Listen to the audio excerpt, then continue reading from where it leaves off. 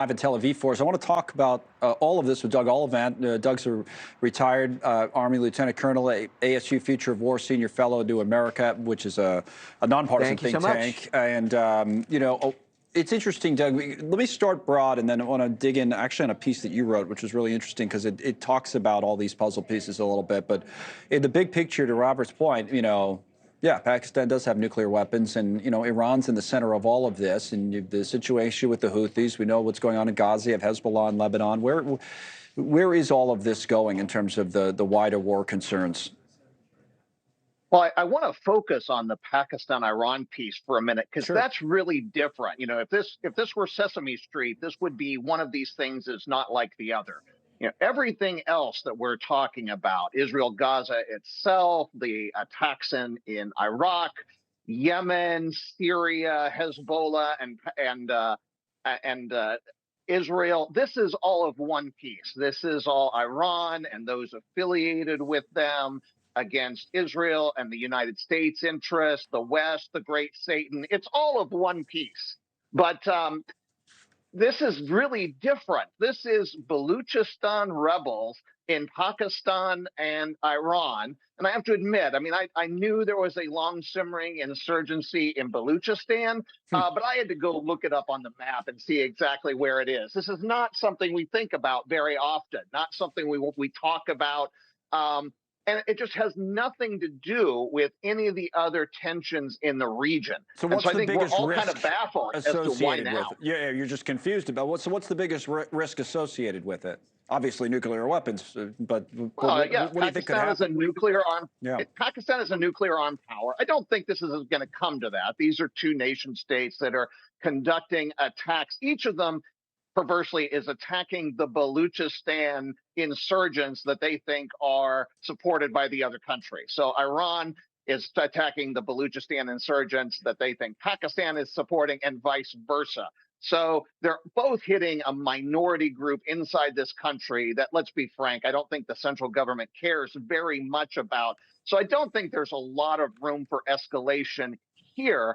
But I think what is disturbing about this is we're just seeing that the increased temperatures in the region can kind of raise the stakes in all these other conflicts that are otherwise totally unrelated to everything that's been going on since October 7th. And there's so many competing interests, and every country has an interest of their own that they're trying to protect. And, I did want to bring up that piece that I said that you wrote. It was in the Dispatch, and I think it speaks to, it's about Iraq and the United States, but it speaks to some of this and how complicated some of this is. And here's the headline: why Iraq's calling for the withdrawal of U.S.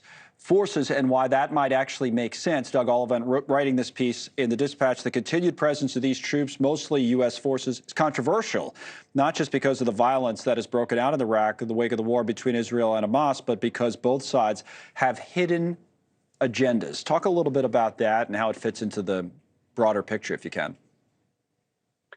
Sure. And I think the important thing when we look at all these conflicts is to remember that there's a bigger picture, but there's also these individual actors that have their own agendas and their own agency, and they are, while perhaps influenced by the larger trends, they're thinking in their own terms about their own interests.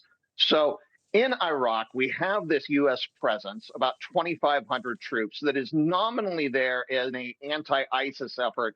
But I think most of us all understand they're really there as Iran watchers, keeping an eye on Iran and its interests in Iraq.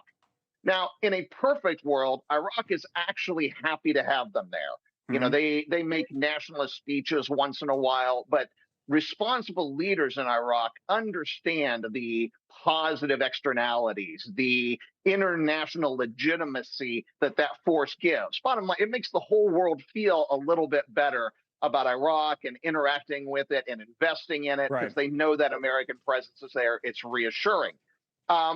But now we have these terrorist groups inside Iraq, Nujaba and Iraqi Hezbollah, sometimes called Kataib, that's attacking the U.S. interests there. There have been over 100 attacks on U.S. forces in Iraq and Syria by these groups since October 7th. Well, the worst of all world for the Iraqis is for this to continue to the point where Americans start dying. I mean, can you imagine where we're going to be if next week one of these shots gets lucky and 1 or 3 or 7 American soldiers are killed, and the type of response that will give. So perversely, the worst thing for the Iraqi government is for this conflict to continue in a way that puts American lives at risk. So I think we are seeing the Iraqi government kind of pursue a moderate course here. We would really prefer for the Americans to be here peacefully, but the worst thing is for the Americans to be here with violence. So maybe the cut the baby solution is to just ask the Americans to leave. Get out, right? We don't get to leave. Well, then we don't get the positive effects of their being here, but we don't have the negative risks of the violence either. Yeah, that's what I mean by the competing interests and the complications of all of these things. Right. Well written by Doug Ollivant and well said there on television as well. Thanks for joining us again. Thanks so much for watching. Just go to joinnn.com to find NewsNation on your television provider. And don't forget to click the red subscribe button below to get more of NewsNation's fact-driven, unbiased coverage.